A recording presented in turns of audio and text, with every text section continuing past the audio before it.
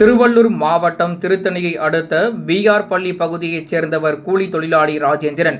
மதுவில் விஷம் கலந்து குடித்த இவர் உயிருக்கு ஆபத்தான நிலையில் 2 தினங்களுக்கு முன்பு திருத்தணி அரசு மருத்துவமனையில் அனுமதிக்கப்பட்டார். பின்னர் மேல் சிகிச்சைக்காக திருவள்ளூர் அரசு மருத்துவமனைக்கு கொண்டு செல்லப்பட்ட ராஜேந்திரன் அங்கு சிகிச்சை பலனின்றி உயிரிழந்தார். அவரது சடலம் மருத்துவமனையில் உள்ள பிணவரையில் வைக்கப்பட்டிருந்தது. இதனிடையே 2 தினங்களுக்கு முன்பு திருவள்ளூர் அருகே மாரடைப்பால் உயிரிழந்த பீகார் மாநிலத்தைச் சேர்ந்த மனோஜ் என்ற தொழிலாளியின் சடலமும் அதே பிணவரையில் வைக்கப்பட்டிருந்தது.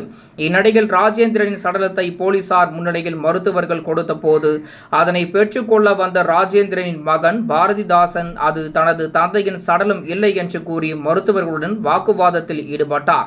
இதனையடுத்து சபை கிடங்கில் தேடி பார்த்த போது அங்கு ராஜேந்திரனின் சடலம் இல்லை. இதனால் ஆத்திரமடைந்த ராஜேந்திரனின் உறவினர்கள் மருத்துவக் கல்லூரி வளாகத்தில் போராட்டத்தில் ஈடுபட முயன்றனர். சில மணி நேரங்களுக்கு பிறகு ராஜேந்திரனின் சடலம் பீகார் மாநிலம் பாட்னாவிற்கு சென்று கொண்டிருப்பது தெரிய வந்தது.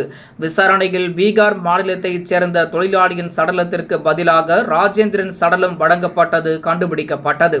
இதனையடுத்து வியாழக்கிழமை இரவிற்குள் ராஜேந்திரனின் சடலத்தை தருவதாக காவல்துறை மற்றும் மருத்துவமனை அதிகாரிகள் உறுதியளித்ததை தொடர்ந்து உறவினர்கள் கலைந்து சென்றனர். இச்சம்பவம் திருவள்ளூர் பகுதியில் பரபரப்பை ஏற்படுத்தியுள்ளது.